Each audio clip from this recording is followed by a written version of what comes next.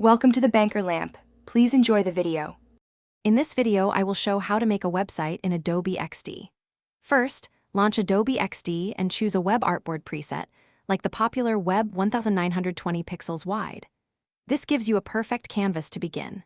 Next, establish a clear grid system and layout to ensure your design is organized and consistent across all pages. Finally, bring in all your essential assets, including your brand's logo, high-quality images, and any specific custom fonts you plan to use. This foundational setup is crucial for a smooth design process. Now, let's dive into designing your website's pages. Use separate artboards for each unique page, such as your home page, about page, and contact page. This keeps your project well-structured. A powerful feature is creating reusable components for common elements like navigation bars, footers, and call-to-action buttons. This saves you a significant amount of time and ensures consistency. For displaying multiple items, like product listings or image galleries, leverage the Repeat Grid feature to duplicate and customize content efficiently. With your designs in place, it's time to bring them to life through prototyping.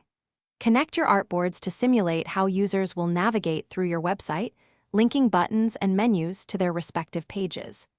Enhance the user experience by adding interactive elements, such as hover effects on buttons or smooth transitions between sections. You can also define micro-interactions, like a subtle animation when a user clicks an icon, to make the website feel more dynamic and responsive.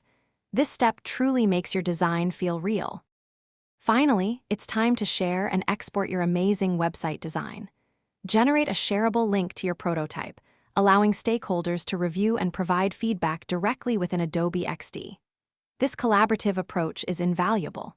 For development, you can easily export all necessary assets, including images in various formats and even CSS code snippets for elements.